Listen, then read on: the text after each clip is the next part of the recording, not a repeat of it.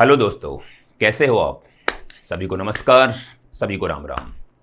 तो एक बार फिर अपन बात कर रहे हैं एक नई यूनिट की और उसका नाम है घूर्णन गति, रोटेशनल मोशन। लगभग 3 सवाल यहां से पूछे जाते हैं, तो बिना टाइम खराब किए अब जल्दी आइए और रिवीजन कीजिए। एक तरफ मैंने रेखीय गति के सूत्र लिखे हैं, एक तरफ मैंने घूर्णन गति के सूत्र लिखे हैं। रेखीय गति के सूत्र हम पढ़ चुके हैं, घूर्णन गति के सूत्र आज पढ़ने वाले हैं। अगर रेखीय गति वाले सूत्र आपको याद हैं तो घूर्णन गति वाले सूत्र भी आपको अपने आप याद हो जाएंगे, और वो याद हो जाएंगे ये दिमाग में रखना। क्या? रेखीय विस्थापन s, तो ये कोणीय विस्थापन थीटा, रेखीय वेग v, कोणीय वेग ओमेगा, ये रेखीय त्वरण a, कोणीय त्वरण अल्फा। ये मास है, द्रव्यमान है। रेखीय गति में जो काम द्रव्यमान का होता है, घूर्णन गति में वही काम जड़त्व आघूर्ण मोमेंट ऑफ इनर्शिया का होता है। रेखीय संवेग को P कहते हैं, तो कोणीय संवेग को J कहते हैं, बल को F कहते हैं, तो बलाघूर्ण को τ कहते हैं।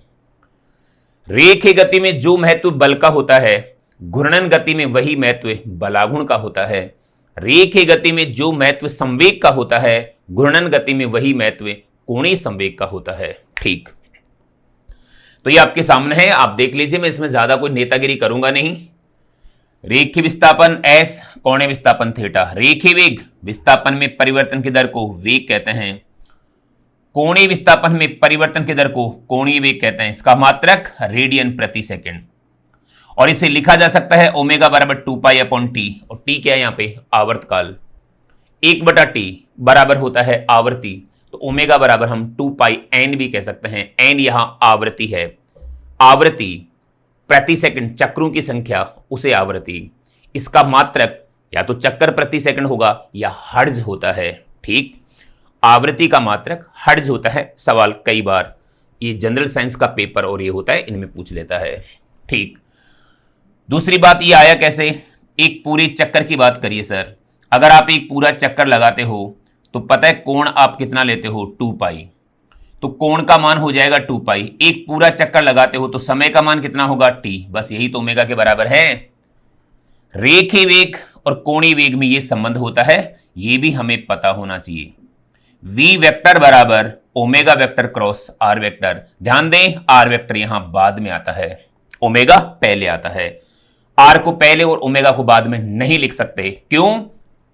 सदिश गुणनफल क्रम विनिमय नियम का पालन नहीं करता। a क्रॉस b वेक्टर बराबर नहीं होता b क्रॉस a के। आइए सर, फिर ये रेखीय त्वरण, जैसा कि हम सब जानते हैं, वेग में परिवर्तन की दर को त्वरण कहते हैं। वेग का ये वाला सूत्र v बराबर ds/dt, अगर आप यहां पुट करोगे तो ये आएगा। इसका मतलब सुनना ध्यान से, वेग का समय के साथ एक बार अवकलन त्वरण को बताता है। विस्थापन का समय के साथ 2 बार अवकलन त्वरण को बताता है। वेग का 1 बार अवकलन, विस्थापन का 2 बार अवकलन। इधर आइए, कोणीय त्वरण में कोणीय वेग में परिवर्तन की दर को कोणीय त्वरण कहते हैं। इसका मात्रक रेडियन प्रति सेकंड स्क्वायर होगा। ओमेगा d(θ/dt) होता है। ओमेगा की ये वैल्यू यहां पुट करेंगे तो d²θ/dt²। नकल कर सकते हो, s को हटाओ, थीटा लगा दो। कोण का समय के साथ 2 बार अवकलन, मतलब अवकलन हमें आना ही चाहिए। मतलब न्यूमेरिकल यहां से बन सकता है, मैं आपको बताऊं। मात्रक थोड़ी देर के लिए हट जाइए। और ये रेखीय त्वरण है, ये कोणीय त्वरण है, इनमें ये संबंध होता है a वेक्टर बराबर alpha vector cross r vector. ये तो वैसे ही हो गया, v = ओमेगा r। अवकलन कर लो, dv/dt और dr/dt। नहीं, r कांस्टेंट रहेगा यहां, d(ω/dt)। इसकी वैल्यू a के बराबर, इसकी वैल्यू अल्फा के बराबर r आ गया। और आप इसे याद भी कर सकते हो। बात यह है, यहां से सवाल पूछने के तरीके क्या होंगे? अवकलन वाले जैसे तरीके यहां हुआ करते थे। यहां कह देगा थीटा बराबर 3t² + 4t + 5 है, तो बताओ ओमेगा का मान तो क्या होगा और अल्फा का मान क्या होगा? मतलब एक बार अवकलन करोगे तो ओमेगा आएगा, इसका 2 बार अवकलन करेंगे तो एल्फा आएगा। अवकलन हमें आना चाहिए, नियत राशि का अवकलन 0 होता है, बाकी सूत्र क्या था वो पता होना चाहिए, घात आगे आती है और उसमें एक घट जाता है, पावर आगे आती है, पावर में एक कम हो जाता है। केवल मैं ओमेगा की बात करूं और इसका अवकलन करें, पावर आगे आएगी 6, एक पावर कम हो जाएगी टी, ये 4t है, इसका 4 रहेगा, 5 का 0 रहेगा, ये ओमेगा की वैल्यू। एल्फा की बात करें तो ओमेगा का एक बार और अवकलन, 60 का आएगा 6, 4 का आएगा 0, तो एल्फा का मान कितना आ गया 6 रेडियन पर सेकंड स्क्वायर। इस तरीके के सवाल पूछेगा, यही सवाल इधर पूछ सकता था वो। ठीक है, इधर कैसे, सेम कहानी, s बराबर 3t square plus 4t plus 5 है, तो बताओ वेग का मान कितना होगा और त्वरण का मान कितना होगा। कोई बात नहीं, तो वेग का मान होता है वही ds अपॉन dt, मतलब एक बार अवकलन, इसका अवकलन कितना होगा, पावर आगे आएगी, एक पावर कम हो जाएगी तो 60। 4t का कितना होता है 4, पिछली क्लास में बताया मैंने, 5 कांस्टेंट है उसका 0, तो ये 0, यानी कि ये आ गया 60 प्लस 4, सेम डिट्टो वही बोल रहा हूं। फिर a बराबर होता है dv अपॉन dt, मतलब एक बार अवकलन, इसका अवकलन 6 आएगा, इसका 0 आएगा, तो इसका आंसर 6 आएगा। और a का मान और उधर एल्फा का मान समय पर डिपेंड नहीं करता, ऐसे हमें वो सवाल पूछ लेता है। आगे बढ़ते हैं। जड़त्व जो द्रव्यमान का मापक होता है, इधर आता है जड़त्व गुण। समझो, द्रव्यमान का जो महत्व रेखीय गति में होता है, घूर्णन गति में वही महत्व जड़त्व गुण का होता है। अब एक बार और सुनो, जड़त्व क्या है और जड़त्व गुण क्या है। कोई भी वस्तु अपने स्थिति में परिवर्तन का विरोध करती है, वस्तु के इस गुण को जड़त्व या इनर्शिया कहते हैं। 2 किलोग्राम की वस्तु है और एक 50 किलोग्राम की वस्तु है, आप कौन सी वस्तु को आसानी से सरका सकते हो, 2 किलोग्राम की वस्तु को आसानी से सरका सकते हैं। क्यों? क्योंकि उसका जड़त्व कम है, वो अपनी स्थिति में परिवर्तन का विरोध कम कर रही है, क्योंकि उसका जड़त्व कम है। जबकि 50 किलोग्राम वाली वस्तु, उसका द्रव्यमान ज्यादा है, उसका जड़त्व ज्यादा है, वो अपनी स्थिति में परिवर्तन का विरोध ज्यादा कर रही है। जड़त्व द्रव्यमान का मापक होता है। ठीक, इधर आइए, जड़त्व गुण क्या है। कोई भी वस्तु अपने घूमने में परिवर्तन का विरोध करती है, अपने घूर्णन में परिवर्तन का विरोध करती है, इस गुण को हम जड़त्व गुण कहते हैं। एग्जाम्पल, एक छोटी सिलाई की मशीन है, फटाफट घुमा लेते हैं, फटाफट रोक लेते हैं। बड़ा झूला है, आसानी से घूमेगा नहीं, और एक बार घूम गया अब आसानी से रुकेगा नहीं। क्यों? क्योंकि उसका जड़त्व गुण ज्यादा है झूले का, और सिलाई की मशीन का जड़त्व गुण कम है। तो छोटी सी परिभाषा, कोई भी वस्तु अपने घूर्णन में परिवर्तन बोलना बहुत जरूरी है, घूर्णन में परिवर्तन का विरोध करती है। वो घूमती है तो घूमती ही वही रहना चाहेगी, रुकी हुई है तो रुकी हुई रहना चाहेगी, कहने का मतलब ये है। ठीक है, आगे बढ़ते हैं। रेखीय संवेग P बराबर mv सब जानते हैं सर, नकल हमें आती है। P की जगह यहां J लिखना है, M की जगह I लिखना है, V की जगह ओमेगा, यानी कि कोणीय संवेग J बराबर I ओमेगा। कोणीय संवेग और रेखीय संवेग में यह संबंध होता है। ध्यान दें, यहां R पहले आ रहा है जबकि यहां R बाद में है, तो J वेक्टर बराबर R cross P vector. Sir आप इस फॉर्मूले को भी याद रखना सर।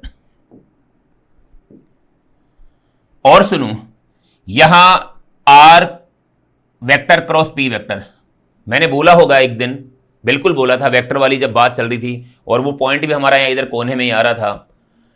भाई ये जो J वेक्टर है ना, R वेक्टर के भी परपेंडिकुलर है और P वेक्टर के भी परपेंडिकुलर है, चाहे इनके बीच का कोण कुछ भी हो, 0 डिग्री 180 डिग्री को छोड़ करके, बिल्कुल। तो कहने का मतलब मैं ये कह सकता हूं कि यहां J वेक्टर परपेंडिकुलर है R वेक्टर के, J वेक्टर परपेंडिकुलर है P वेक्टर के। क्योंकि थ्योरी और एक्स्ट्रा नहीं लेंगे, जो चल रही है अपन वहीं पे कवर करेंगे। बल, रेखीय बल F बराबर ma, तो बलाघूर्ण F की जगह लिखना है टो, M की जगह लिखना है I, A की जगह लिखना है अल्फा। बलाघूर्ण और बल में यह संबंध होता है, याद करो मैंने कभी बताया होगा रफ वाला फंडा। रफ में R पहले आता है, F बाद में आता है। थोड़ी देर पहले था J वेक्टर बराबर R vector cross P vector, इसमें भी रफ वाला फंडा ध्यान रखना, R पहले आता है, P बाद में आता है। अरे फै को PS भी तो कहते हैं, तो ये ध्यान रखना है अपन को। इसमें भी टो वेक्टर इसके भी लंबवत है, टो वेक्टर इसके भी लंबवत होगा। लिख देता हूं मैं, टो वेक्टर लंबवत है आर वेक्टर के, टो वेक्टर लंबवत है एफ वेक्टर के। ठीक, आगे बढ़ते हैं। और अगर ऐसा है तो इनका अदिश गुणनफल 0 होगा। टो वेक्टर डॉट आर वेक्टर बराबर 0, टो वेक्टर डॉट एफ वेक्टर बराबर 0। एक बार जेई के एग्जाम में ऐसा सवाल पूछा था भाई, ये वाला सवाल जो आंसर लिख दिया मैंने। आगे देखते हैं, कवर करते हैं इस सवाल को भी हम। फिर गति का दूसरा नियम क्या कहता है? आरोपित बाह्य बल का मान संवेग में परिवर्तन की दर के बराबर होता है, dp अपॉन dt। तो इधर क्या करना है? बाह्य बलागुण का मान dj अपॉन dt। खत्म बात। रेखीय गतिज ऊर्जा जिसे हम 1/2 mv² कहते हैं, जिसका मान मैंने बताया कभी p² अपॉन 2m, जिसका मान 1/2 pv भी कह सकते हैं। सर ये कैसे कह सकते हैं? 1/2 mv² है, उस v को v डॉट वी लिख सकते हैं। अब mv क्या आ जाएगा? p आएगा, तो 1/2 p डॉट वी हो जाएगा। तो रेखीय गतिज ऊर्जा के इतने सारे सूत्र हैं। घूर्णन गतिज ऊर्जा नकल करने में तो हम माहिर हैं, तो नकल करिए सर। 1/2 m की जगह i, v की जगह ओमेगा, हो गया यार। फिर p² अपॉन 2m, p क्या है? रेखीय संवेग, b की जगह क्या लेना है? j, मतलब कोणीय संवेग, और द्रव्यमान की जगह लेना है i, तो j² upon 2i। 1/2 j omega, जैसे आपने pv लिया है। उम्मीद करता हूं ये बातें आपको समझ में आ रही होंगी। 9वां पॉइंट, आवेग, रेखीय बल का आवेग।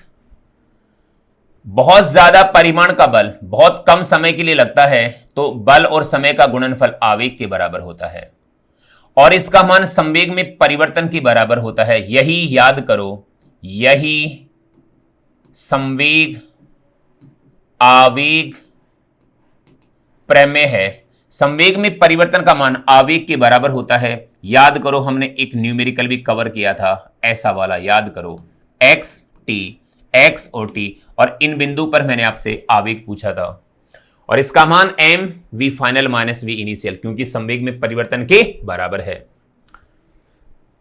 इधर आइए सर, कोणीय आवेग नकल करना है यार। बहुत ज्यादा परिमाण का बल आघूर्ण अल्प समय के लिए लगे, तो बल आघूर्ण और समय का गुणनफल कोणीय आवेग के बराबर होता है।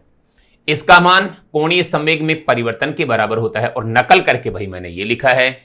कार्य का मान, कार्य रेखीय गति में कार्य का ऐसा मान पढ़ा है हमने, और भी पढ़े हैं, पर आप जो अच्छा वाला है उसे देखिए। आप समाकलन रूप है ये, समाकलन हमें आना ही चाहिए।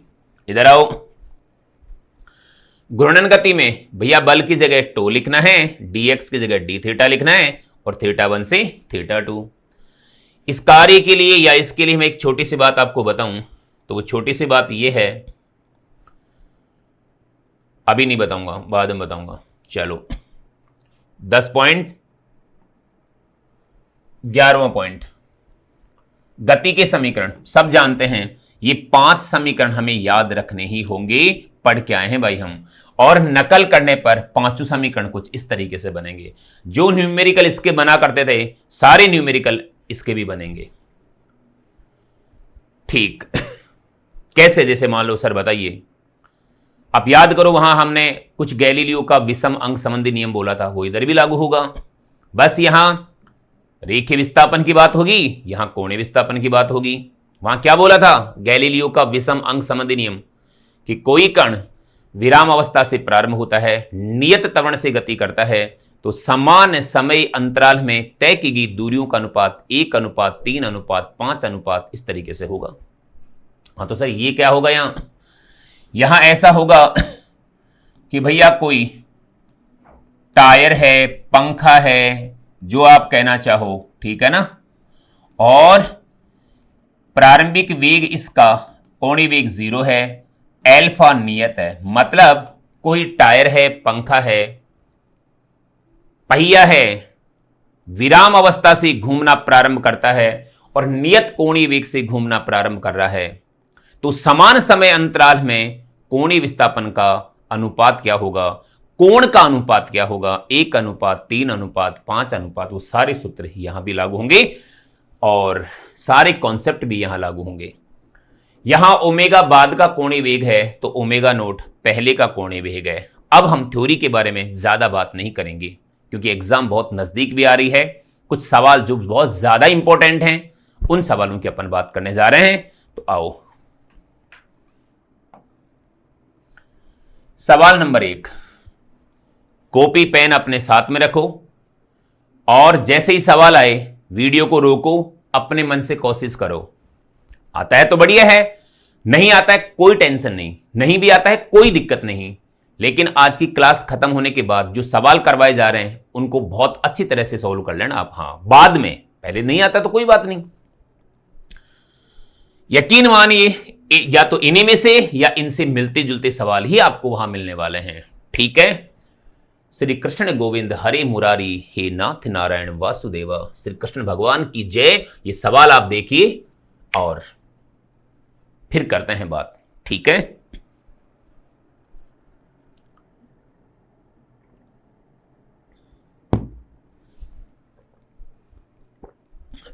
अब आओ, पता है ये क्या कह रहा है? ये कह रहा है कि एक चक्ति का एक भाग दे रखा है, एक चक्ति का 1/4 भाग तो काट करके अलग कर दिया। ऐसा कह रहा है ये कि भैया लो 1/4 भाग काट करके अलग कर दिया गया है और ये 3/4 भाग बचा हुआ है। और ये जो बचा हुआ भाग है इसका द्रव्यमान m है। जो भाग बचा हुआ है ना उसका द्रव्यमान m है, त्रिज्या r है। तो देखो इसके तल के लंबवत दी गई अक्ष के सापेक्ष जड़त्व गुण का मान बताओ। ऐसा हमें सवाल पूछेगा। तो इस सवाल के लिए देखो आप,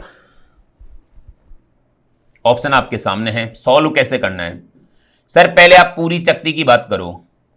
ये चक्ति का द्रव्यमान केंद्र से गुजरती हुई और तल के लंबवत अक्ष के सापेक्ष घूर्णन अक्ष दिया गया है, यूं समझ लो आप। तल के लंबवत और घूर्णन अक्ष के सापेक्ष वास्तव में इसका जो मान होता है वो होता है I के लिए mr²/2। वलय होती तो mr², चक्ति है तो mr²/2। अब ये मान होगा। अब आप देख लीजिए कि अगर ये 1/4 भाग हटा दिया गया है, 3/4 भाग बचा है, बचे हुए पार्ट का द्रव्यमान m है, तो इसका आंसर क्या होगा?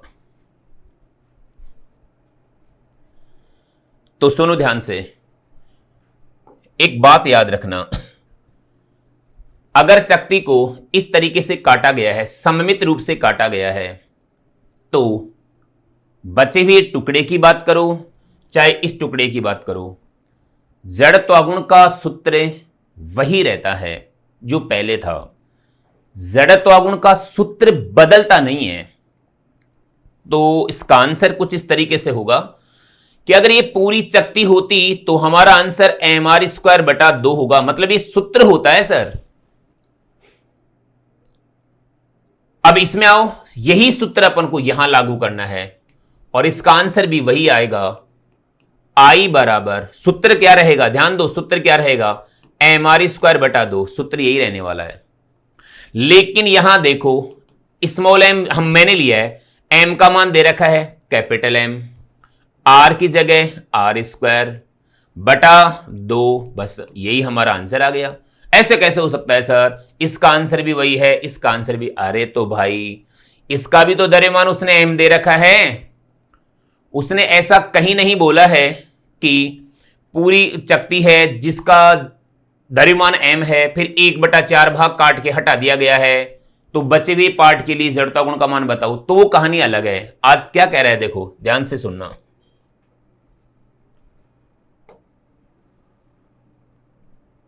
ठीक, अब देखो मैंने ये कहा है चक्ति के किसी टुकड़े के लिए, चाहे फिर वो वलय की बात करें, दी गई अक्ष के सापेक्ष जड़त्वागुण का सूत्र वही रहता है जो होता है। और यहां ध्यान देने वाली बात है, जो बचा हुआ टुकड़ा है उसका द्रव्यमान देखो क्या दे रखा है।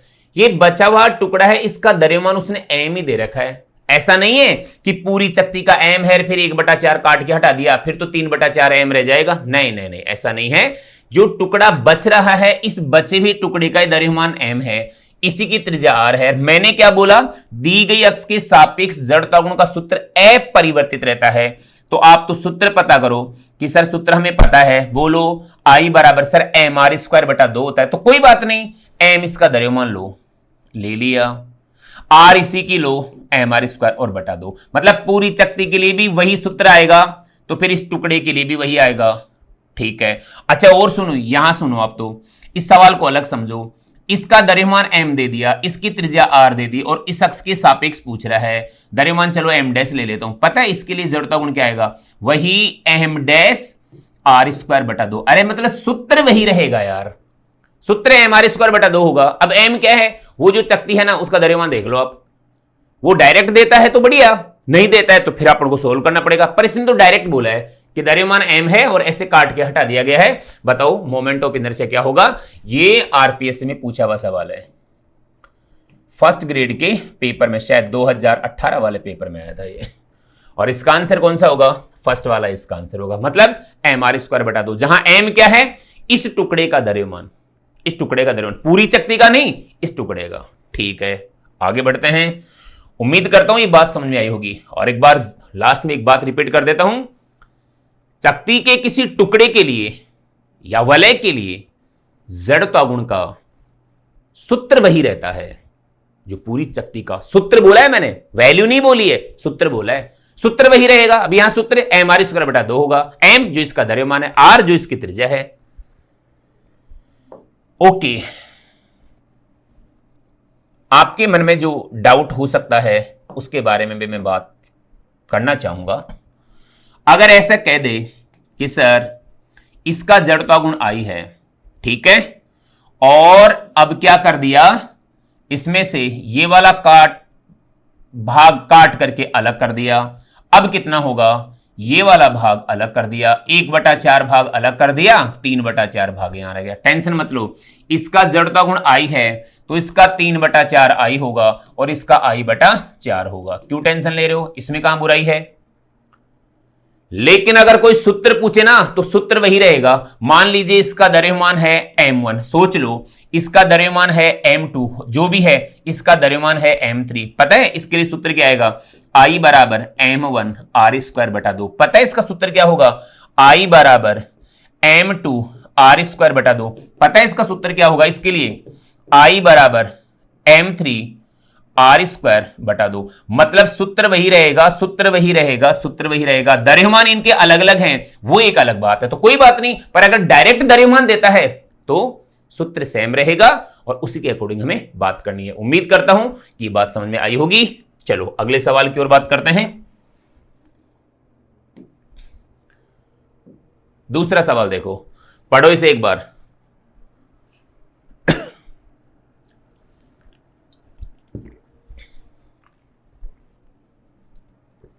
क्या कहता है, L लंबाई और M द्रव्यमान का एक तार है। L लंबाई, M द्रव्यमान का एक तार है, अर्धवृत्त में मोड़ा गया है और अर्धवृत्त में मोड़ करके इसके दोनों सिरों को मिलाने वाली रेखा के सापेक्ष, दोनों सिरों को मिलाने वाली लाइन के अकॉर्डिंग हमें मोमेंट ऑफ इनर्शिया पूछ रहा है, I का मान पूछ रहा है। तो देखा जाए तो तार को मोड़ा है, तार को मोड़ करके अगर वृत्त बना देता तो वलय बन जाती, आज वो आधी वलय बन गई। आधी वलय बन गई, प्लीज ध्यान देना, अगर पूरी वलय होती तो ये वाली अक्ष होती व्यास के सापेक्ष, जिसका मान, हां सुनो, और अलग अलग वस्तुओं के लिए जड़ता गुण का सूत्र अलग अलग अक्षों के सापेक्ष कैसे होता है, कितना होता है, वो आपको याद करना है। क्योंकि अगर वो मैं लिखने भी लग जाऊंगा ना तो 1.5-2 घंटे की क्लास तो उसमें खत्म हो जाएगी। तो वैल्यू हमें याद ही रखनी होगी, ठीक है। हां, जब सवाल आएगा तो मैं बता ही दूंगा आपको। तो अगर ये वलय है और वलय का व्यास के सापेक्ष कोई जड़ता गुण पूछे तो वो होता है mr² बटा 2। सर ये तो चक्ति का था, हां, लेकिन चक्ति का व्यास के सापेक्ष नहीं था, वो था सेंटर ऑफ मास से गुजरती हुई और तल के लंबवत अक्ष के सापेक्ष ये चकती है जो mr² था।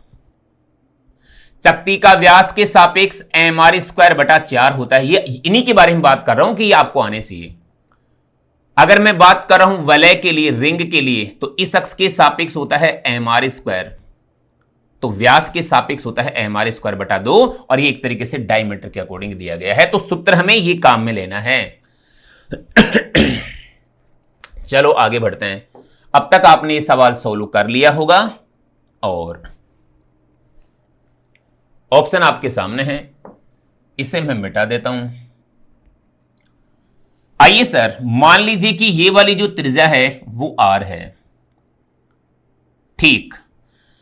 तो इस अर्धवलय का व्यास के सापेक्ष जड़त्व आघूर्ण, वो भी वलय का, वो कितना होगा, कितना होता है, mr²/2 होता है। हां बिल्कुल, वलय का व्यास के सापेक्ष, आदि वलय है, कोई बात नहीं, और यही हमारा आंसर है। लो जी, यही हमारा आंसर है। बड़े खुश होकर के हम जा रहे हैं इधर, उत्तरी, लेकिन ये क्या, यहां तो r तो है ही नहीं, यहां तो l दे रखा है, तो कोई बात नहीं, देगा ही, क्योंकि r तो आपने माना है, आपने सपोज किया है, उसने तो जिक्र भी नहीं किया r का, उसने तो तार की लंबाई को l बोला है कि l लंबाई के तार को मोड़ा और अर्धवलय बना दिया। तो अब क्या करें, r की वैल्यू पुट करनी है। सर वो कैसे, बताता हूं। आपको पता है पूरा चक्र होता तो दूरी होती 2πr, पर आधा चक्र है, दूरी है πr, और इसी का मान तार की लंबाई के बराबर है। तो r बराबर l/π होगा। ये वैल्यू हम यहां पुट करेगा, m/2 r की जगह l/π और इसका होल स्क्वायर, यानी कि ml²/2π²। शायद कोई आप, और वाह यार ये तो सेकंड ही मिल गया, ऐसे हमें सवाल पूछे जाएंगे। देखो यहां भी हमने क्या लिया है, सूत्र हमने वही लिया है। देखने वाली बात यह है, सूत्र कौन सा लिया है, mr²/2। भले ये जो वलय है वो अर्ध वलय है, पूरी वलय नहीं है ये। अगर एक मिनट सर, आप एक बार इसे स्क्रीनशॉट ले लो या उतार लो, फिर करता हूं मैं बात आगे। इसी में देखना आप। चलो मैं एक पेज खाली ले लेता हूं। अगर मान लीजिए ऐसा होता, ये अगला उदाहरण, कि L लंबाई का तार है, इसको मोड़ करके और आपने एक वलय बना ली। भाई लो, वलय बना ली, इसका द्रव्यमान m है। तो बताओ इस वलय के लिए इस अक्ष के सापेक्ष जड़त्व आघूर्ण, और ये कौन सी है, द्रव्यमान केंद्र से गुजरती हुई तल के लंबवत। तो बताओ कि व्यास के सापेक्ष, इसे मैं 2 कह देता हूं, 2 अक्ष के सापेक्ष जड़त्व आघूर्ण बताओ, 1 अक्ष के सापेक्ष जड़त्व आघूर्ण बताओ। तो हमें ऐसे सवाल पूछ सकता है वो। आपकी जानकारी के लिए मैं बता दूं, क्योंकि आपको शायद पता ना हो, ये वलय है तो इसकी ज्यामितीय अक्ष, ज्योमेट्रिकल एक्सिस, या द्रव्यमान केंद्र से गुजरती हुई तल के लंबवत अक्ष के सापेक्ष जड़त्व आघूर्ण का सूत्र होता है mr²। r इसकी त्रिज्या है, ये है व्यास, तो व्यास के सापेक्ष होता है mr²/2, स्मॉल m लो, mr²/2। एक ये भी अक्ष होती है, आपको याद हो तो, वो क्या, स्पर्शरेखी और तल के लंबवत। सर इसकी वैल्यू होती है 2mr²। एक ये भी होता है स्पर्शरेखी और तल में स्थित, और सर इसका मान होता है 3/2 mr²। हाँ, जो भी है द्रव्यमान स्मॉल कैपिटल। अब यहां हमें क्या कहता है वो, कि m द्रव्यमान और l लंबाई का एक तार है, इसको मोड़ करके आपने वलय बना दी।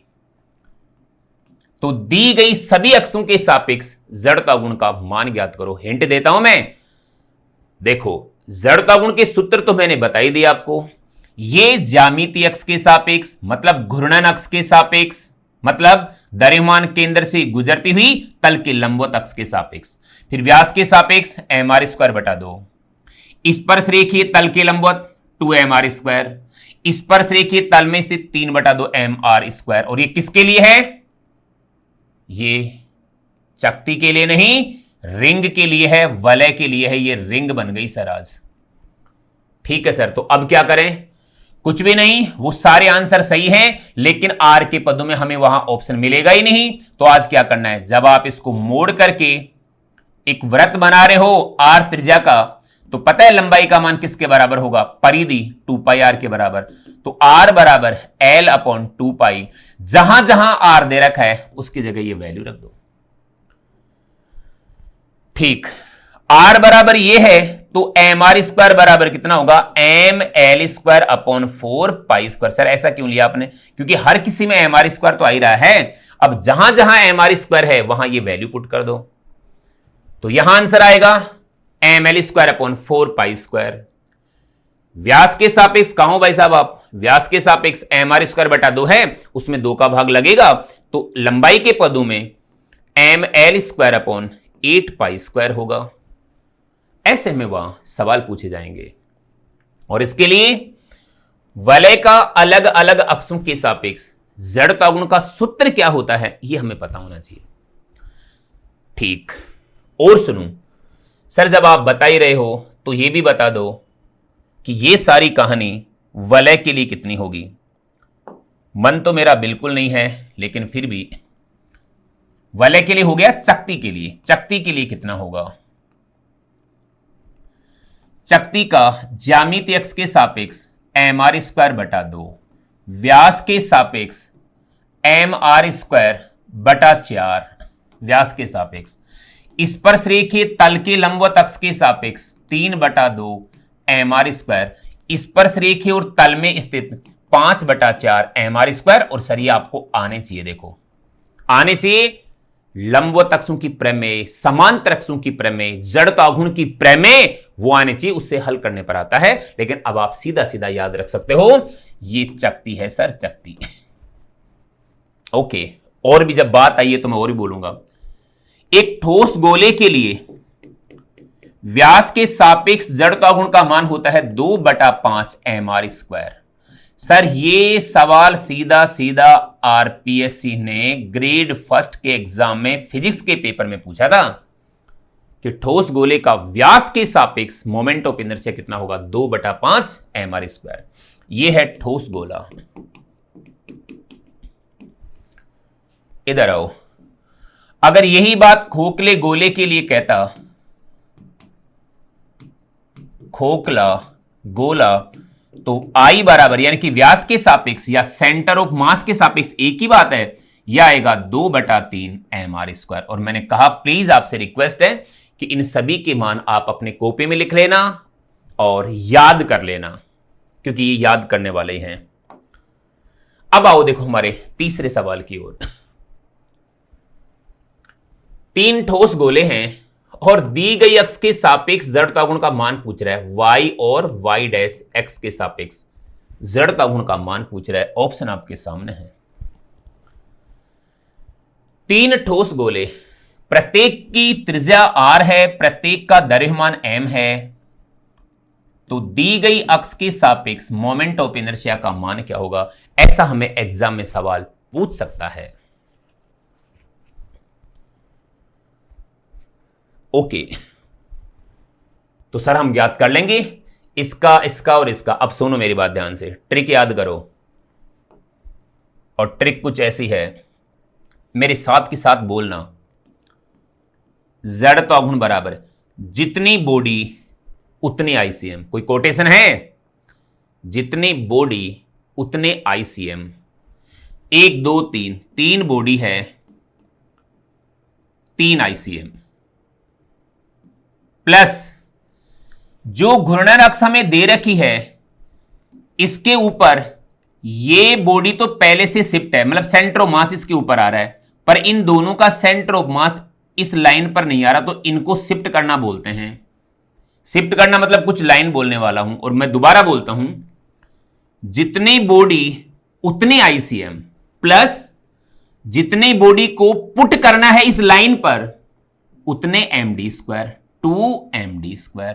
अच्छा, डी क्या है? घूर्णन अक्ष और वो जो वस्तु जिसे आप पुट कर रहे हो उसके द्रव्यमान केंद्र के बीच की ये लंबवत दूरी, ये लंबवत दूरी, और ये किसके बराबर है भाई? आर के ही बराबर है। ठोस गोलाई हो ये जरूरी नहीं है, यहां वलय दे सकता है, चकती दे सकता है, खोखले गोले दे सकता है, और ठोस बेलन तो मैंने लिया ही है। तो सूत्र मैंने क्या बताया? सूत्र मैंने बताया है, भाई साहब आप कहां हो? आप आओ यार, आपकी जरूरत पड़ी आज, बिल्कुल बिल्कुल आपकी जरूरत पड़ी। हां देखो, आप आई बराबर, जिसे आप वाई वाई डैश कह रहे हो, जितनी बॉडी उतने आईसीएम। भैया 3 बॉडी तो 3 आईसीएम का मतलब है सेंटर ऑफ मास के सापेक्ष जड़ता घूर्ण, प्लस जितनी बॉडी को पुट करना है इस लाइन पर उतने md²। तो 2 को पुट करना था क्योंकि ये तो पहले से शिफ्ट है, इसको शिफ्ट नहीं करना है, इन दोनों को शिफ्ट करना है, इन दोनों को पुट करना है। ऐसी ट्रिक बना लेनी है। सर आंसर आ गया। 3 आईसीएम ठोस गोला है ना, अभी बताया मैंने 2/5 mr²। और मैं ना भी बताता तो आपको ये याद होना चाहिए था, ये तो मैंने बता दिया, बाकी ये हमें याद होना चाहिए। फिर प्लस 2m, d क्या है? यहां से यहां तक की दूरी r है, तो 2r²। सर सॉल्व करो, देखें कितना आ रहा है। 3 दूनी 6/5 mr² प्लस 2mr²। थोड़ी स्पीड बढ़ाइए, मुझे लगता है कि 5 आएगा 10, और ये मुझे लग रहा है 16/5 mr² आएगा, और ये हमारा आंसर फर्स्ट वाला आंसर होगा। ऐसे सवालों के लिए क्या करना है? जितनी बॉडी उतने आईसीएम प्लस जितनी बॉडी को उस लाइन पर शिफ्ट करना है, जितने बॉडीज को पुट करना है उतने md²। तो यहां 3 बॉडी थी 3 आईसीएम, इस लाइन पर 2 को पुट करना है तो 2md²। ठीक। और सुनो, लिख लो, इसे उतार लो, स्क्रीनशॉट ले लो, क्योंकि मैं इसमें बहुत कुछ बदलाव करने वाला हूं सर। अगर ये ठोस गोला ना हो करके खोखला गोला होता, ये खोखले गोले होते तो हमारा आंसर क्या होता? दोबारा देखो, ये बार बार मैं इसलिए बोल रहा हूं कि आपको याद हो जाए। जितने बॉडी उतने आईसीएम प्लस जितने को पुट करना है उतने md²। ठीक, अब सुनो ध्यान से। अगर ये खोखला गोला होता, खोखले गोले होते, यहां 2/5 नहीं आता सर, तो फिर यहां 2/3 आता, फिर यही आ जाता। 3 से 3 चला गया, 2mr², और हमारा आंसर यहां 4mr² होता। भाई साहब आप रुक जाओ और हट जाओ यहां से। 4mr², यानी कि तब यह आता अगर ठोस गोले हैं तो यह आंसर, अगर खोखले गोले होते तो ये वाला आंसर। रुक जाओ अभी। ऐसे ये चकती भी हो सकती थी और ये फिर वलय भी हो सकती थी। चलो घर पे सॉल्व करना, इन्हीं में से होंगे ये। आज हमारा ठोस गोला था, उसका आंसर हमारा ये आया, ठीक है। और ये मैंने खोखले गोले के लिए बता दिया। इनमें से एक चकती का है और एक वलय का है, तो आप खुद सॉल्व करना, ठीक है। तरीका यही, तरीका वापस बोलता हूं, जितने बॉडी उतने आईसीएम प्लस जितनी बॉडी को पुट करना है उतने md²। ठीक। और सुनो, कल को सर ऐसे 4 बॉडी भी हो सकती थी, ऐसे भी हो सकती थी, तब क्या होता? और मान लीजिए खोखला गोला होता, मान लो आप, वही वाई वाई डैश बराबर जितनी बॉडी उतनी आईसीएम, 4 बॉडी तो 4 आईसीएम। शिफ्ट कितने को करना है? 2 को ही पुट करना है भाई। आज भी देखो, इनको और इनको ही पुट करना है। मतलब पुट करने का मतलब है कि इसका द्रव्यमान केंद्र इस लाइन पर आ रहा है, तो इसको पुट करने की जरूरत नहीं है, इसको शिफ्ट करने की जरूरत नहीं है। वही 2md²। और d क्या है? द्रव्यमान केंद्र और ये जो लाइन है इसके बीच की लंबवत दूरी। सर ऐसे हम सॉल्व कर लेंगे। चलो आगे बढ़ते हैं। उम्मीद करता हूं ये बात समझ में आई होगी। अगला देखो, चौथा सवाल, बढ़िया सवाल। अभी मैं बात कर रहा था, ये जेईई में आया हुआ सवाल है और हमें भी पूछ सकता है। ये क्या सवाल है सर? ये एफ वेक्टर बल है, आर वेक्टर स्थिति सदिश है और टी वेक्टर बलागुण है। मतलब जहां टो लेते थे ना अपन, उसकी जगह टी ले लिया इसने, यानी कि लो टो वेक्टर बराबर टी वेक्टर बराबर बलागुण है। तो इनमें क्या सही है बताओ आप? आसान है। तो कैसे सोल्व करना है? हमें पता है कि टो वेक्टर बराबर r cross F vector, rough वाला फंडा याद रखना है। बस इसकी जगह क्या लेना है? टी वेक्टर, फिर ये r vector cross F vector. और हम क्या जानते हैं? टी वेक्टर लंबवत होता है आर वेक्टर के, टी वेक्टर लंबवत होगा एफ वेक्टर के। जब दो सदिश एक दूसरे के लंबवत होते हैं तो इनका डॉट प्रोडक्ट 0 होता है। याद करो एक बार फिर, यहीं इसी जगह पे जाकर के ये आंसर आ रहे हैं। जब मैंने वेक्टर पढ़ाया था उस दिन, इधर सदिश योग, इधर सदिशों का घटाना, उधर डॉट प्रोडक्ट और इधर क्रॉस प्रोडक्ट, और ऐसी ही कहानी हुई थी। तो इसका आंसर फर्स्ट वाला होगा। हमें भी ऐसा एग्जाम में पूछ सकता है। आगे बढ़ो। यहां देखो, इस सवाल को देखो। ये सवाल कुछ ऐसा है, बिंदु ओ, एल लंबाई की छड़ डोरी से बंधी हुई है, कैंची से काट देते हैं। काटने के बाद ये वास्तव में इस तरीके से आएगी, ये इस तरीके से आएगी। क्या कह रहा है देखो, यहां डोरी को काटने पर छड़ का त्वरण क्या होगा? त्वरण नहीं बताना है, कोणीय त्वरण बताना है। कोणीय त्वरण क्या होगा? तो इनमें कोणीय त्वरण बताना है। इंपॉर्टेंट सवाल है भाई, एक दीपक तो बनता है इसके लिए। देखो कब तक जलता है ये और कौन सी एग्जाम में जाकर के अपना प्रकाश बिखेरता है। ठीक है सर, तो आप ही बता दीजिए क्योंकि हमें ये नहीं पता। लंबाई एल मैं बताता हूं सर, बहुत ही आसान, बहुत ही सरल। आप तो ये सूत्र याद रखो, टॉ बराबर आई एल्फा। ये कहां से आया? एफ बराबर जहां एम ए होता है वही टॉ बराबर आई एल्फा होता है। ठीक है, टो होता है बल आघूर्ण, और बलागुण का मतलब मैं आपको लिख दूं, बल इंटू आघूर्ण भुजा। कहीं भी चले जाओ, बलागुण का यही सूत्र होगा। फिर ये है आई, जड़ता गुण, और एल्फा तो अपन से पूछ रहा है।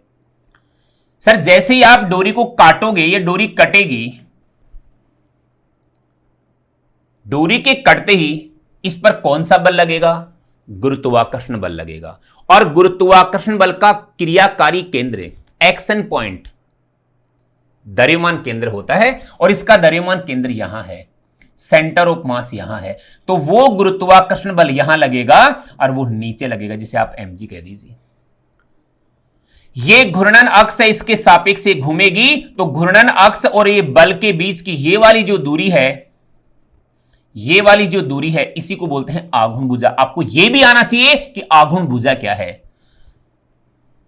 अगर हमारी थ्योरी सच में स्ट्रांग है, और अगर होती तो ये चुटकियों में आंसर आ जाते इनके। मतलब मुझे यह भी नहीं लिखना पड़ता कि बल इंटू आघूर्ण भुजा, बस मैं डायरेक्ट लिख देता। क्या लिखता बता रहा हूं, यह बल हो गया, आघूर्ण भुजा क्या है? L बटा 2। तो मैं डायरेक्ट यही बोल देता, बलागुण बराबर बल mg, आघूर्ण भुजा L बटा 2, फिर बराबर I, जड़त्वाघूर्ण किसका? छड़ का, वो भी एक सिरे से गुजरती हुई और लंबाई के लंबवत अक्ष के सापेक्ष। और इसका सूत्र आता है ml² बटा 3। हां 12 मत लिख देना, ml² बटा 12। ध्यान दीजिए, छड़ का इस अक्ष के सापेक्ष मोमेंट ऑफ इनर्शिया ml² बटा 12 होता है, लेकिन इसके सापेक्ष ml² बटा 3 होता है। इसके सापेक्ष ml² बटा 3, इसके सापेक्ष ml² बटा 12, और आज हमें ml² बटा 3 लेना होगा क्योंकि ये इस अक्ष के सापेक्ष घूमेगा।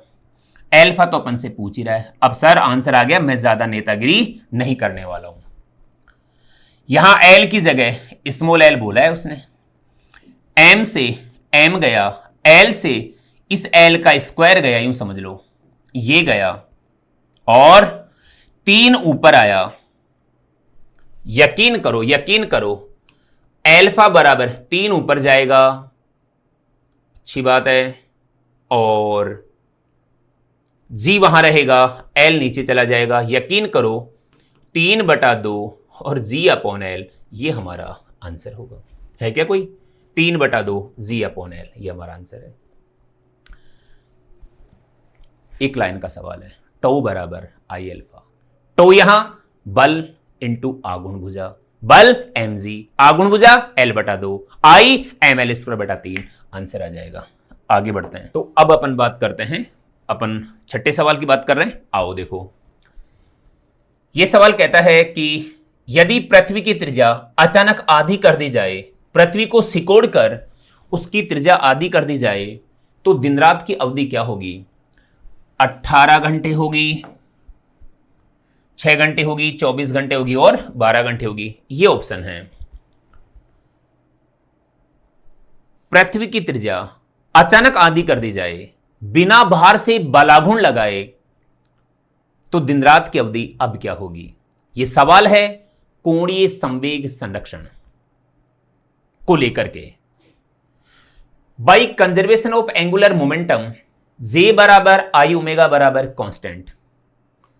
आई है जड़त्वागुण पृथ्वी के लिए 2/5 mr², क्योंकि पृथ्वी ठोस गोला है।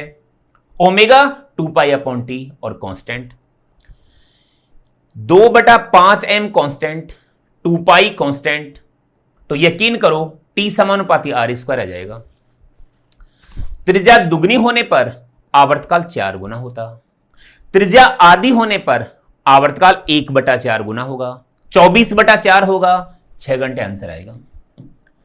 6 घंटे आंसर आएगा। दिन रात की अवधि शेष रहेगी 6 घंटे, कमी कितनी हो जाएगी? 18 घंटे की। ढंग से पढ़ लेना सवाल को, जल्दबाजी मत करना। यह सवाल कई बार एग्जाम में आया, कभी 6 घंटे पूछा, कभी 18 घंटे पूछा। कमी कितने की? 18 घंटे की। शेष कितना? 6 घंटे। 3 घंटे का दिन, 3 घंटे की रात। तो सर ये आया कैसे? थोड़ा सा लिख रखा है मैंने यहां, टी समानुपाती r², तो बाद का आवर्तकाल पहले का आवर्तकाल, बाद की त्रिज्या पहले की त्रिज्या और इसका होल स्क्वायर। त्रिज्या आधी हो गई, पहले r/2, r से r चला जाएगा, कुछ ऐसा आएगा। तो t' बराबर t/4 कह सकते हैं। t का मान 24 घंटे है, 4 का भाग दो, 6 घंटे दिन रात की अवधि शेष रह जाएगी और 18 घंटे की कमी हो जाएगी। आगे बढ़ो। यह सवाल देखो आप, यह सवाल वो कहता है कि बिंदु O के सापेक्ष कोणीय संवेग का मान बताओ। मतलब एक m से में आया हुआ सवाल है भाई, ये m से में आया हुआ सवाल है। m द्रव्यमान का कण है, सीधी रेखा के अनुसार गति कर रहा है, नियत वेग v से गति कर रहा है, कोई बिंदु A है, कोई बिंदु B है, तो कहता है मूल बिंदु O के सापेक्ष कोणीय संवेग का मान, कहां ज्यादा कहां कम, ज्यादा बात ही मत करो, दोनों जगह बराबर। कोणीय संवेग जिसे हम J कहते हैं, उस एग्जाम में L दे रखा था और L कहते भी हैं, तो J बराबर L बराबर यहां क्या रहेगा? नियत रहेगा, LA बराबर LB होगा और इसका आंसर फर्स्ट होगा। लेकिन सर ऐसा कैसे होगा? इसके लिए हमें कोणीय संवेग की जानकारी होनी चाहिए सर। इसके लिए कोणीय संवेग की जानकारी, चलो मैं थोड़ा सा बताता हूं। मान लीजिए वो ऐसा दे देता, ऐसे जा रहा है वो, ये m द्रव्यमान का कण v वेक्टर वेग से एक सीधी रेखा में यूं जा रहा है। ये बिंदु O है, इस बिंदु के सापेक्ष पूछ रहा है। 3 बिंदु A ले लिया मैंने, B ले लिया और C ले लिया। तो पता है कोणीय संवेग J बराबर क्या होता है? कोणीय संवेग J बराबर होता है संवेग इंटू आघूर्ण भुजा। और यहां आघूर्ण भुजा क्या होगी? जिस बिंदु के सापेक्ष आपसे कोणीय संवेग पूछ रहा है ना, उस बिंदु से उस रेखा पर, उसकी गति की क्रिया रेखा पर एक लंब डालना होता है सर। यह है आघूर्ण भुजा, इसको मैं B बोल देता हूं। तो संवेग का मान तो हो गया m v वेक्टर और आघूर्ण भुजा का मान हो गया ये B। तो सुनो, कण A के लिए भी आघूर्ण भुजा B है। कण मत बोलो, बिंदु बोलो। बिंदु A के लिए भी आगुण भुजा बी है। जब वो बिंदु बी पर चला जाएगा तब भी आगुण भुजा स्मॉल बी है। जब वो बिंदु सी पर चला जाएगा तब भी आगुण भुजा स्मॉल बी है। सर ऐसे कैसे? लंबवत दूरी वही रहेगी, मतलब वो यहां भी होता तो देखो आगुण भुजा ऐसे ज्ञात करते हैं, गति की रेखा में वेग की दिशा में उस लाइन को आगे पीछे बढ़ाओ और जिस अक्ष के सापेक्ष पूछा है वहां एक लंब डाल दो, यही आगुण भुजा है। जब वो यहां था तो भी आगुण भुजा ये, जब यहां पहुंच गया तब भी आगुण भुजा ये। तो यहां होगा क्या? संवेग भी कांस्टेंट, आगुण भुजा भी कांस्टेंट, आर्म ऑफ कपल भी कांस्टेंट, तो जे भी कांस्टेंट। जे को ही एल बोल रहा है तो ये कांस्टेंट होगा। आंसर हमारा फर्स्ट आएगा। आगे बढ़ो। हाँ, अब थोड़ा सा अपन रोटेशनल मोशन में और कुछ रोलिंग मोशन में आ गए, अब लौटनी गति में आ गए हम। आओ देखो बताता हूं क्या कह रहा है कि कोई पिंड है, ये कोई पिंड जिसमें आप ठोस गोला ले लो यार, लो ये ठोस गोला है, एक बार इसे इधर से लुढ़काया जाता है, एक बार इधर से लुढ़काया जाता है। ये वाला एंगल θ1, ये वाला एंगल θ2। जब आप इधर से लुढ़काते हो ना तो धरातल पर जब ये पहुंचता है तो इसका वेग v1 है, त्वरण a1 है, समय लगता है t1। जब आप इधर लुढ़काते हो ना और जब वो धरातल पर पहुंचता है तो इसका वेग v2 है, त्वरण a2 है, समय t2 है। क्रम पूछ रहा है भाई किसका मान ज्यादा किसका मान कम, तो मैं सीधा सीधा आंसर बता देता हूं सर। नंबर 1 v1 बराबर होगा v2। कमाल की बात है यार, ये तो v1 बराबर v2 होगा, a1 ज्यादा होगा a2 से, ये वाला त्वरण ज्यादा होगा, और समय t1 कम और t2 ज्यादा होगा। लेकिन ये कैसे आया? ये कुछ फॉर्मूले दे रखे हैं। लौटनी गति में, नत तल पर लौटनी गति में, ये टॉपिक पढ़ना जाके।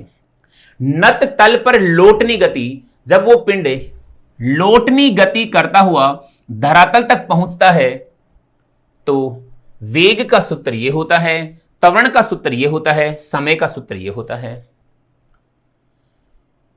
2gh अपॉन 1 प्लस के स्क्वायर अपॉन आर स्क्वायर। अब ये जो के स्क्वायर अपॉन आर स्क्वायर है ना, ये दिए गए पिंड के लिए निश्चित होता है। मैं आपको बता दूं, जैसे अगर इसकी मैं बात करूं, अगर ये पिंड वलय होता तो वलय के लिए के स्क्वायर अपॉन आर स्क्वायर का मान 1 होता है, चपटी के लिए और ठोस बेलन के लिए 1/2 होगा, और वलय और खोखले बेलन के लिए 1 होगा। तुम हटो यार, ठोस गोले के लिए इसका मान 2/5 होता है, और खोखले गोले के लिए इसका मान 2/3 होता है। मतलब ये 1, मतलब ये 0.5, मतलब ये 0.4, मतलब ये 0.67। सबसे ज्यादा किसके लिए? वलय के लिए, और सबसे कम किसके लिए? ठोस गोले के लिए। लेकिन एक पिंड के लिए के स्क्वायर अपॉन आर स्क्वायर का मान क्या रहेगा? नियत। फिर सर आपने इतनी सारी बातें क्यों बताई यार? आगे काम आएगा यार, आगे काम आएगा। अब देखो, अगर मैं वेग की बात करूं तो चाहे ढालू तल ये ले लो, चाहे ढालू तल, नत तल, इंक्लाइन प्लेन, एक ही बात है। चाहे मैं इसको लूं चाहे इसको लूं यार, ऊंचाई तो h यार ये दोनों में। तो देखो वेग में आओ, दोनों केस में, पहले और दूसरे दोनों केस में ये भी बराबर, ये भी बराबर, ये भी बराबर, एक भी बराबर, और दिए गए पिंड के लिए के स्क्वायर अपॉन आर स्क्वायर भी बराबर। यानी कि v का मान यहां क्या रहेगा? कांस्टेंट। तो v1 बराबर v2। जब ये लुढ़क करके यहां आएगा और वो लुढ़क करके वहां जाएगा तो इनके वेग बराबर होंगे। ठीक है सर, आगे बढ़ो। त्वरण का सूत्र यह होता है जो आपको आना चाहिए सर। इसमें क्या हुआ? g बिल्कुल दोनों के लिए बराबर है, 1 प्लस के स्क्वायर अपॉन आर स्क्वायर भी दोनों के लिए बराबर है, पर यहां ध्यान दीजिएगा a समानुपाती साइन थीटा है, थीटा ज्यादा होगा उसके लिए त्वरण का मान भी ज्यादा होगा। साफ साफ नजर आ रहा है, θ1 ज्यादा है, θ2 कम है, तो θ1 ज्यादा है तो a1 ज्यादा होगा।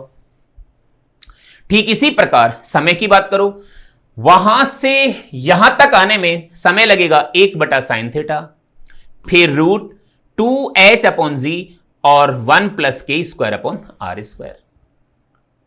अब इसमें क्या हो रहा है, ये कांस्टेंट है भाई, क्योंकि एक पिंड है तो उस पिंड के लिए कांस्टेंट रहेगा, ये भी कांस्टेंट है। अब यहां देखो t समानुपाती 1/sin थीटा, थीटा कम होने पर समय का मान ज्यादा लगेगा, यहां थीटा कम है तो समय ज्यादा लगेगा, यहां थीटा ज्यादा है तो समय कम लगेगा। याद रखना सर, कोई सी भी बात पूछ सकता है, कोई भी दो जोड़े पूछ सकता है। ओके, k²/r² के मान ये होते हैं, इतना आपने पढ़ लिया होगा, तो मैं उम्मीद करता हूं कि ये बात हमें समझ में आई होगी। आगे बढ़ो, 9वां सवाल अब आ गया ना, देखो k²/r² वाली कहानी आ गई। वो कहता है कि यहां इस नत तल के ऊपरी शीर्ष से अलग अलग पिंडों को लुढ़काया गया है। आपको बताना कि धरातल पर सबसे पहले कौन आएगा, बाद में कौन आएगा। कौन? एक वलय, एक चकती, एक ठोस गोला और एक खोखला गोला। इनको यहां से लुढ़काया गया है, तो धरातल पर पहुंचने का क्रम बताओ, पहले कौन आएगा, बाद में कौन आएगा। बढ़िया सवाल है, इंपॉर्टेंट सवाल है। तो सर ये तो हमें आता ही नहीं है, मैं बताता हूं, और आपको आता भी है। देखो यहां तक पहुंचने का समय जो लग रहा है वो है 1/sin theta root 2h/z 1 + k² r², ऐसा है। ठीक है सर, यहां थीटा सबके लिए बराबर, तो ये कांस्टेंट, ये सबके लिए बराबर। अब देखो वे पिंड जिनके लिए k² r² का मान ज्यादा होता है उनको ज्यादा समय लगता है और वो देर से धरातल पर पहुंचेंगे, यानी कि k² r² जिसके लिए ज्यादा होगा समय का मान भी उनके लिए ज्यादा होगा और वो देर से धरातल पर पहुंचेंगे। जिनके लिए k²/r² का मान कम होता है उनके द्वारा लिया गया समय कम होगा और वो जल्दी धरातल पर पहुंचेंगे। तो पहुंचने का क्रम मैं आपको बता दूं, आपने सवाल लिख लिया होगा, आगे बढ़ता हूं। पहुंचने का क्रम देखो, ठोस गोला सबसे पहले पहुंचेगा, ठीक है, उसके बाद चकती, उसके बाद खोखला गोला और अंत में वलय पहुंचेगी। और सुनो, जहां चकती है इसी के साथ के साथ ही कौन पहुंचेगी, एक साथ, तथा बोलो या मत बोलो, तथा ठोस बेलन, वलय तथा खोखला बेलन। लेकिन सर कैसे, हम कैसे मान लें, आओ, ठोस गोले के लिए k²/r² बराबर 2/5 यानी कि 0.4, चकती के लिए k²/r² बराबर 1/2 यानी कि 0.5, खोखले गोले के लिए 2/3 यानी कि 0.67, वलय के लिए k²/r² का मान 1। मतलब k²/r² का मान उसके लिए सबसे ज्यादा तो समय भी सबसे ज्यादा, इसके लिए सबसे कम तो समय भी सबसे कम, यानी कि ये सबसे पहले धरातल पर पहुंचता है और ये दोनों अंत में धरातल पर पहुंचते हैं। उम्मीद करता हूं ये बात समझ में आई होगी। आगे बढ़ता हूं, 10वां सवाल बहुत बढ़िया सवाल, आरपीएससी 2018 में फर्स्ट ग्रेड के पेपर में पूछा हुआ सवाल, जो हमें सीधा सीधा पूछ सकता है। क्या कह रहा है, सुनो, हटाओ से। ये पिंड है जो लोटनी गति करता हुआ चलता है और एक नत तल पर ऊपर की ओर चढ़ता है, और इतना चढ़ता है कि वो इतनी ऊंचाई प्राप्त करने के बाद रुक जाता है, यानी कि रेस्ट में आता तो है लेकिन कितनी, v², हेलो, 3/4 v²/g, इतनी ऊंचाई प्राप्त करके वो रुक जाता है। तो कहता है पिंड की प्रकृति क्या होगी। पिंड द्वारा प्राप्त अधिकतम ऊंचाई का मान 3/4 v²/g हो तो पिंड की प्रकृति क्या होगी। चकती चकती, वलय, ठोस गोला, खोखला गोला। सर लेकिन हम कैसे हल करेंगे भाई? एक बार आप इसका स्क्रीनशॉट ले लो या आप उतार लो, क्योंकि मैं यहां से मिटा के यहीं पे सॉल्व करने वाला हूं। चलो यार नया पेज ले लो यार।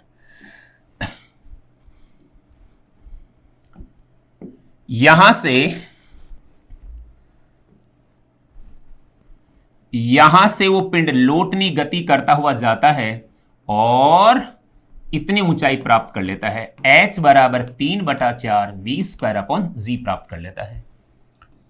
तो इसकी प्रकृति बतानी है। v इसका वेग है। तो सर सुनो, जब पिंड लोटनी गति करता है ना, तब इसकी जो टोटल ऊर्जा है लोटनी गति वाले केस में, रोलिंग मोशन वाले केस में, टोटल ऊर्जा का मान 1/2 mv² 1 + k² अपॉन r² होता है। तो यहां पर टोटल ऊर्जा ये, जब यहां जाके रुक जाएगा तो टोटल ऊर्जा का मान क्या रहेगा? mgh, केवल स्थितिज ऊर्जा, क्योंकि यहां जाकर के वो रेस्ट में आने वाला है। mgh होगा mg और h की वैल्यू ये लगाओ 3/4 v² अपॉन जी, ये लगाओ। सर कितना आसान है देखना आप, 1/2 m से, रुक जाओ भाई रुक जाओ, मतलब 1/2 पूरा नहीं जा रहा रे, कहने का मतलब ये m से m चला गया, इस g से ये g चला गया, देखो तो सही। अच्छा, v² से v² चला गया, बहुत बढ़िया। इस 2 से ये 4 चला जाएगा, 2 आ गया, ये भी बढ़िया। अरे बचा ही क्या यार, 1 + k² अपॉन r² बराबर 3/2 बचा। यकीन करो k² अपॉन r² का मान 1/2 आया। 1/2 आया तो k² अपॉन r² 1/2 आता है। या तो वो चकती है या वो ठोस बेलन है। ये हमारा आंसर है। चलो वापस देखें कौन है वहां। चकती, वलय, ठोस गोला, खोखला गोला। ये गोला है भाई, बेलन नहीं है ये, जबकि बेलन आता। ठीक है, इसका आंसर चकती। एक बार ऑल इंडिया मेडिकल एग्जाम 2013 में, ठीक है, ये सवाल पूछा हुआ है। 2013 में पीएमटी में पूछा था, प्री मेडिकल टेस्ट। उस समय राजस्थान पीएमटी लगा करती थी, उस समय पूछा था। ठीक है, दिया था हमारे स्टूडेंट्स ने, तो हमें याद है अभी भी। चलो आगे बढ़ो। और ठीक है, नहीं, 2013 में नीट पहली बार लागू हुआ था, उसमें आया था ये सवाल। नीट 2013 में पहली बार लागू हुआ था, उस समय आया था ये सवाल। चलो सर मैं आगे बढ़ता हूं। अरे ये तो सोल्व कर रखा है अपन ने। देखो, पिंड शुद्ध लोटनी गति कर रहा है। ये कह रहा है कि ये कोई पिंड है और ये शुद्ध लोटनी गति कर रहा है। यदि द्रव्यमान केंद्र का वेग 20 सेंटीमीटर प्रति सेकंड हो तो बिंदु ए और बिंदु बी का वेग क्रम से क्या होगा? पहले ए का पूछा और फिर बी का पूछा। हां सर ये क्या है? इसके लिए हमें बस लोटनी गति की परिभाषा पता होनी चाहिए।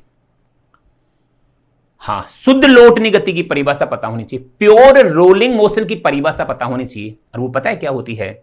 वो होती है कि जब पिंड इस प्रकार गति करे कि धरातल के सापेक्ष कांटेक्ट पॉइंट का वेग 0 प्राप्त हो। इस प्रकार लोटनी गति करे कि कांटेक्ट पॉइंट के सापेक्ष उसका वेग 0 हो, इस प्रकार की गति को शुद्ध लोटनी गति कहते हैं। और सुनना, यहां पर वेग का मान 0 होगा, जबकि बिंदु ए पर वेग का मान होता है 2 VCM। तो हमारा आंसर हो जाएगा 2 VCM का मान दिया 20, इसका आंसर 40। कहने का मतलब टॉप वाले पॉइंट का जो वेग होता है ना, वो द्रव्यमान केंद्र के वेग का दुगना होता है, हमेशा हमेशा हमेशा। इसीलिए 2 × 20 बराबर 40 सेंटीमीटर प्रति सेकंड होगा। और जो आधार वाला पॉइंट है, कांटेक्ट पॉइंट है, उसका वेग होगा 0। तो हमारा आंसर आएगा 40 और 0। हमारा आंसर 40 0 0 40 40 40 20 40 ना होके 40 और 0 होगा। ठीक है, उम्मीद करता हूं ये बात समझ में आई होगी। लेकिन सर ये कैसे आया? आइए सर, आइए सर, आइए सर। लोटनी गति होती है रेखीय गति प्लस घूर्णन गति बराबर लोटनी गति।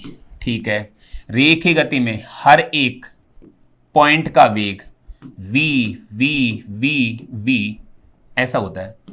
घूर्णन गति में हर एक पॉइंट का वेग कुछ ऐसा होगा, v होगा लेकिन इसका मान ओमेगा आर, v बराबर ओमेगा आर, v बराबर ओमेगा आर, v बराबर ओमेगा आर। ये यहीं पे घूमता रहता है और इसमें ये रेखीय गति करता है। और रेखीय गति प्लस घूर्णन गति बराबर लोटनी गति। सर इसको उठाकर इसके ऊपर चिपका दो और सदिशों का ध्यान रखो तो आपको पता लगेगा। देखना आप आधार वाले पॉइंट पर वेग की डायरेक्शन इधर, इस वाले किधर, उस वाले किधर, तो वास्तव में यहां बी पॉइंट पर वेग 0 होगा। ये सेंटर ऑफ मास है, इसका वेग केवल और केवल v ही रहेगा, इसका वेग v रहेगा। टॉप पॉइंट की बात करो, यहां पर वेग इधर, यहां पर वेग इधर, दोनों जुड़ के कितने बनाएंगे v और v मिलकर के कितना होगा 2v होगा। तो कुल मिला के बात यह है, ज्यादा हमें याद नहीं रखना है। लोटनी गति क्या है, रेखीय गति प्लस घूर्णन गति का योग लोटनी गति के बराबर होता है। रेखीय गति में जितने भी पिंड के जितने भी कण देख रहे हो, सभी कणों का वेग जो है वो v v v v v v v v रहेगा। सबके सब कण ऐसे गति करेंगे। तो देखो मैंने कौन कौन से लिए, सेंटर वाला ले लिया, ये ले लिया, इसका वेग भी v है, इसका वेग भी v है, इसका वेग भी v है, इसका वेग भी v है, इसका वेग भी v है और ये प्लस। यहां पर ये एक ही जगह पे घूम रहा है, इसको कहते हैं घूर्णन गति। यहां पर वेग इधर, वेग की दिशा इधर, वेग की दिशा इधर, वेग की दिशा इधर और यहां पर अंदर अंदर वेग का मान 0। इसको उठाया, इसके ऊपर चिपका दिया, तो ये वेग इधर, ये भी इधर, दोनों जुड़ेंगे और जुड़ के कितने आएंगे भाई, जुड़ने के बाद 2v। सेंटर ऑफ मास का तो वही रह जाएगा क्योंकि यहां तो 0 है, यहां v है, तो सेंटर ऑफ मास का VCM बराबर v। नीचे वाले पॉइंट पे देखो, यहां पर वेग के डायरेक्शन इधर, यहां वेग के डायरेक्शन इधर, एक आगे एक पीछे, दोनों एक दूसरे को कैंसिल करेंगे और वेग का मान 0 आएगा। ऐसे आपको याद रखना है, ठीक है। और यार आपको मैं एक ट्रिक बता रहा हूं, वो याद नहीं रखोगे, वो क्या, कॉन्टैक्ट पॉइंट का वेग 0 और टॉप पॉइंट का वेग द्रव्यमान केंद्र का दुगना। खत्म। आगे बढ़ो, एक आखिरी सवाल है ये, बिल्कुल आखिरी सवाल, और ये RPSC 2000 शायद ये 18 में या जो भी है 18 में एग्जाम लगी, जो भी है, लेकिन सेकंड ग्रेड में आया था ये, जहां तक मेरे को ध्यान है। हाँ, सेकंड ग्रेड का ये सवाल है, बहुत बढ़िया सवाल है और मुश्किल सवाल है, लेकिन हो सकता है इस सवाल को आज बीच में से तोड़ के पूछ ले, काट पीट के पूछ ले। क्या पूछा था वो सुन लो। वो कहता है कि एक छड़ है जिसकी लंबाई l है, इसके एक सिरे से l/4, एक सिरे से l/4 पर यहां पर संधि लगाई गई है, कब्जा संधि, हिंज संधि, जैसे अपने कोहनी में संधि होती है ना, ऐसे संधि लगाई गई है ऐसे, ठीक है। तो एक संधि यहां है, एक संधि यहां है, कितने l/4 पर, l/4 पर, और ये अपने अक्ष के सापेक्ष घूम रहा है और कोणीय वेग का मान ओमेगा है, यूं समझो। फिर क्या कहता है कि अचानक बिना भार से बल लगाए, बिना बल आघूर्ण के, बिना बल आघूर्ण के, बिना बल लगाए, इनको मोड़ करके ऐसे यू आकार में बदल दिया जाता है। ऐसा बोला उसने, इसको मोड़ करके यू आकार में बदल दिया जाता है, तो अब ओमेगा डैश का मान क्या होगा। तो सर मैं आपको डायरेक्ट याद करवाऊंगा। सर वो क्या, इसका जड़ता गुण आई, इसका जड़ता गुण आई डैश हो जाएगा और आई डैश बराबर I/2 हो जाएगा, यानी कि इसका मोमेंट ऑफ इनर्शिया इसके रेस्पेक्ट में आधा हो जाएगा उनको पास में लाने से। अब मोमेंट ऑफ इनर्शिया आधा हो जाएगा तो बाई कंजर्वेशन ऑफ लीनियर, ओ भाई, तो by conservation of angular momentum, वो क्या कहता है, कोणीय संवेग J बराबर I ओमेगा बराबर कांस्टेंट। तो ओमेगा समानुपाती 1/I। जब I का मान आधा हो गया, यकीन करो I डैश पहले का आधा हो गया, तो ओमेगा डैश पहले का दुगना होगा। प्लीज मेरे कहने से आप इसे MTR कर लो। अगर मान लीजिए तोड़ मरोड़ करके कुछ पूछा है, पहले ओमेगा पूछा, आज हो सकता है अपन से Z का गुण पूछ ले, ठीक। अपनी बात लगभग लगभग खत्म हो गई है। कुछ बातें और सुनो, कुछ बातें और सुनो, कुछ नोट लगाता हूं। जड़ता हूं को लेकर के भी कुछ कहानी और कुछ बातें पूछ सकता है वो। देखो, वो कहेगा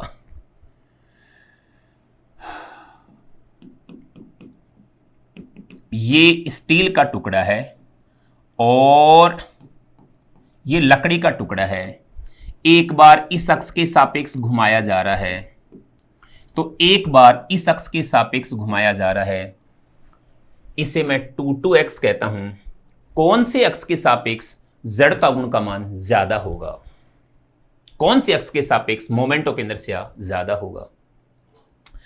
तो एक बात याद रखना, मैं तो बोल देता हूं, आंसर ही समझो। ज्यादा द्रव्यमान, ज्यादा दूरी, ज्यादा जड़ता गुण। ये ट्रिक याद रखना। ज्यादा द्रव्यमान, ज्यादा दूरी, ज्यादा जड़ता गुण। ज्यादा द्रव्यमान जिस घूर्णन अक्ष से ज्यादा दूरी पर होगा, जड़ता गुण उतना ही ज्यादा होगा। ज्यादा द्रव्यमान, स्टील का द्रव्यमान ज्यादा होगा। ज्यादा द्रव्यमान, ज्यादा दूरी इस वाली अक्ष से होगी तो ज्यादा जड़ता गुण। याद रखें, I22 ज्यादा, I11 कम। खत्म बात। और सुनो, और सुनो, और सुनो, हमें आज ऐसा दे दे, ऐसे समझ लो, एक ये 1 एक्सिस है और ये 2 एक्सिस है। बताओ कौन सी अक्ष के सापेक्ष मोमेंट ऑफ इनर्शिया ज्यादा होगा? ज्यादा द्रव्यमान इधर है, जिस अक्ष से ज्यादा दूरी पर होगा जड़ता गुण ज्यादा होगा, I11 ज्यादा होगा बजाय I22 के। क्या बात बोली मैंने, क्या कोटेशन बोला? ज्यादा द्रव्यमान, ज्यादा दूरी, ज्यादा जड़ता गुण। बस खत्म बात। ऐसा ही हमसे वो पूछेगा।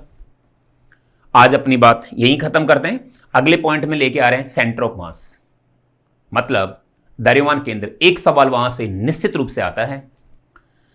तो मिलते हैं फिर उसी टॉपिक में। तब तक आप स्वस्थ रहिए, मस्त रहिए, खुश रहिए और श्री कृष्ण गोविंद हरे मुरारी, हे नाथ नारायण वासुदेवा, श्री कृष्ण भगवान की जय। Thank you.